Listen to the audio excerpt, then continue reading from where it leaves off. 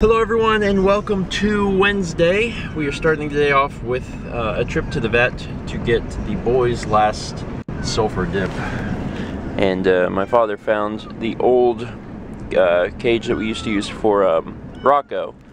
So Kep is riding high in style in that, and Sagan is riding very patiently and quietly over there. And we're going to be over there by 8:30 a.m. Had to get up a little earlier this morning. I fed them, and I fed them really early today because I wanted them to have their bowel movement before they went over here. Sagan did. Kepler didn't, even after being up and having eaten. It was like an hour later, and he still hadn't went. And he was like, you know what, forget it. So we're on our way now. I'm not sure how long it's going to take, but the plan is to drop them off and then come back to the apartment and clean, just because we want to make sure we get rid of any potential reinfection. And we're going to really scrub the apartment. And the person helping me do that today is my father. Mal's going to work, and he's like, yeah, I can help you clean. So we are going to clean the apartment while the kitties are getting stinky. Well, we dropped the kitties off early this morning, and we were back here starting to work on cleaning the apartment at 9. It is now 2:20, which means that we've been working for, how many hours is that? 5.5? 5.5. Apartment looks good. You could eat off of the floors, but I wouldn't advise it. There's still a few more things left to do, but there's also a few things we need. I'm trying to get the retro room done, all set up 100%, all hooked up, and I don't actually have a surge protector that will accommodate the stupid transformer of a console in there, the 32X, the Genesis, and the Sega CD. If you're unfamiliar with how that works, they each have transformer adapters, and they're huge. And it doesn't make any sense. So you have to have a surge protector like the one I use down here. If you can see, there's a bunch of them separated, hoping to find another one just like that. So we're going to run over to Home Depot, and I'm going to grab that. Otherwise, the place looks good. Everything's been vacuumed. I think I still have to vacuum in here. But this is serving two purposes. For one, there is no hair, dander, etc. left in here that the kitties could reinfect themselves with ringworm. But also, the place is going to be really nice for when Dan comes. Tomorrow. Dan comes tomorrow. Holy crap. Wow, that's fun. I'm excited, actually. Anyway, onward to Home Depot. Surge protector acquired. This one actually has 10 outlets, which is overkill, but whatever. And I also stopped by the house and picked up a bunch of stuff. There's an N64 buried somewhere under there, because the N64 we've been using up to this point has actually not been the N64 that is from my childhood. It's one that we got at Craigslist deal like a long time ago. So now I'm going to be using my childhood N64, which makes it better, by the way. And we get all the cables and stuff in there as well, so I'm excited. I'm finally going to get the game room, like, done tonight. We got the stuff thrown in here, and we're going to have to take care of it later. For now, it's time to go pick up very stinky kitties. You excited? Yes. Is the toilet seat supposed to be down? Yes. I've decided that that would be the best way to transition them. Okay. If I put the toilet seat down, because otherwise, they're going to adjust to that, and they're gonna when we transition them to only the toilet seat, they'll freak out and fall in because it's way different material and stuff. Okay. Think it's a good idea? Yeah. Good. I do. Okay, good, because I thought it was a good idea. Anyone who meows like that is Kep, but we have acquired our stinky boys. Although to be fair, it stank really bad when we went in the vet, but like, to smell them, they don't smell that bad. They didn't smell as bad this last time. No. But they must be completely dry, because last time they were a little wet. Yeah, maybe that's the difference. Sagan's nice and quiet. So, time to take them home and do a little more cleaning, get a little more cleaning to do. And hopefully they'll adjust nicely, maybe, to the new toilet development. Keep my fingers crossed for that. Okay, little kittens. Time to go. I haven't even opened this thing the entire way, and you're like fighting me to get out. There you go, stinky kitten. Welcome home. Is it nice to be back? Yeah? You guys don't really smell. Yeah, I just smelled it. Oh, really? I just smelled the whiff. Do you have to get close for that to happen? Well, I pulled the blanket out. That's what I smelled. Oh, God. Yeah, okay. Stay. The thing is, whenever Kepler crawls up onto our faces at night, we're going to know he's there because we're going to smell it. We're like, oh, rotten eggs. Hey, bud. welcome home. You excited to be back? Where'd Sagan go? There he is. It's nice to be back home. Been a long, rough day. Getting washed in stinky stuff. I feel for you. Of course, the day that we spend many hours cleaning the house would be the day that there is a complete, like, poop disaster. Oh my God. You gotta be kidding me. For those that don't want to hear the poop story, I want to skip ahead a minute. Everyone else that's interested in what is possibly the worst poop story ever, continue to watch. So I'm getting the game room set up, testing a game as I've played it for like 25 minutes, and Mal says, "Steven, I need you here now."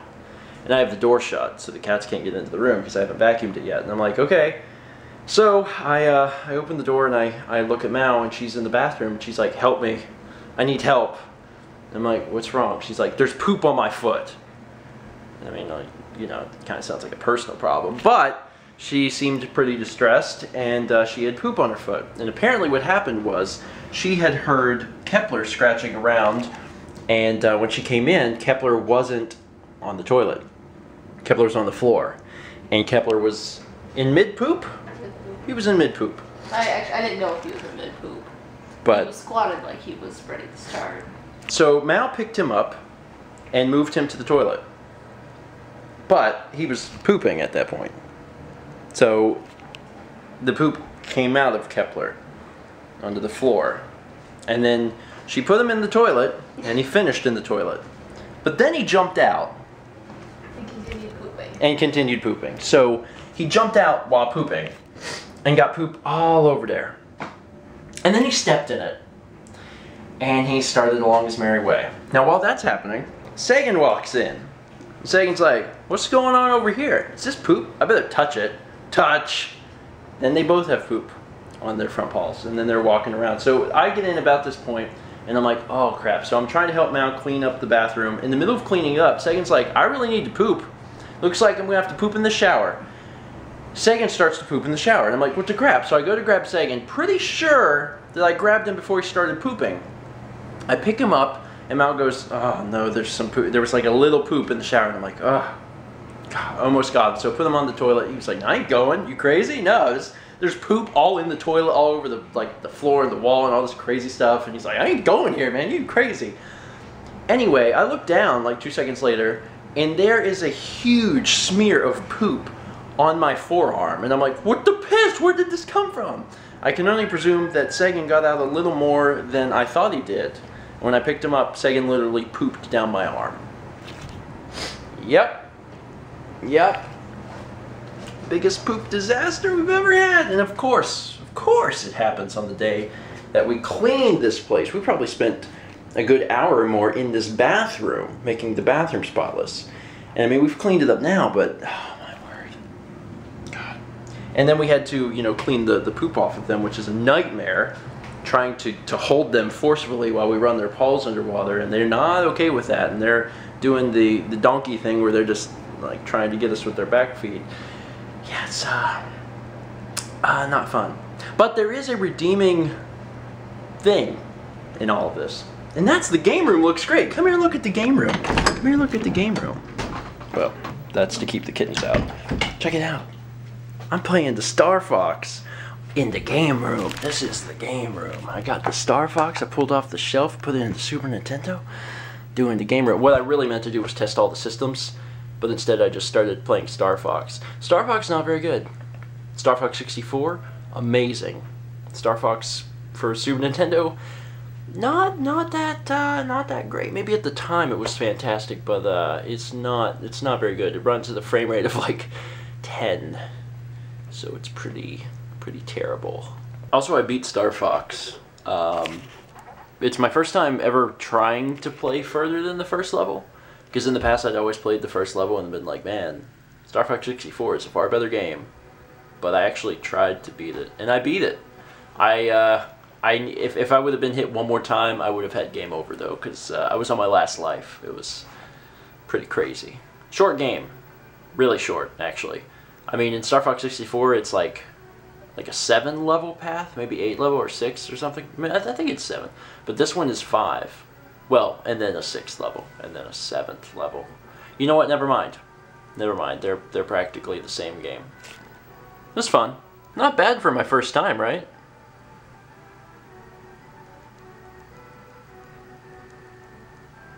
$56,400. Not bad for my first time. At least I think so. Well, I am happy to report that after testing all of the game systems, they all work, and they all look good on the CRT, especially when you are sitting about 2 feet away, which you have to sit to play Star Fox. Sorry, it's true. I put in Harvest Moon 64 and immediately I felt like I was too close to the screen. I guess the added detail was like too much for my brain to process. I had to scoot back. Star Fox, right up in the screen. Harvest Moon 64, I'm like, okay, gotta scoot back. But the Dreamcast works, because up to this point, I haven't even been able to, you know, turn on the Dreamcast. Haven't taken the time to do that. I played the first level Sonic Adventure, so Ken, thank you for sending the Dreamcast again. It works. I have not tested the 32X up to this point. We don't actually have a 32X game, but I haven't even tried the Genesis with the game in the 32X port. But I tried it, worked. Tried the Sega CD again, worked. Everything's working, which is awesome. We legitimately have a game room, and it's really nice that I can go in there if I'm having a lousy day or just have some free time I want to kill. That's a funny concept. And I can go in there and just play a game, which is fun. Anyway, I'm going to go ahead and wrap it up here because it is late. Just got Skyrim for tomorrow done. I got a lot of work to do tomorrow before Dan gets here. And Dan gets here! He's not going to get here tomorrow until really late, probably like 11 p.m., but nonetheless, he'll be here tomorrow. So thank you so much for watching, and let's meet back tomorrow, shall we, with Dan.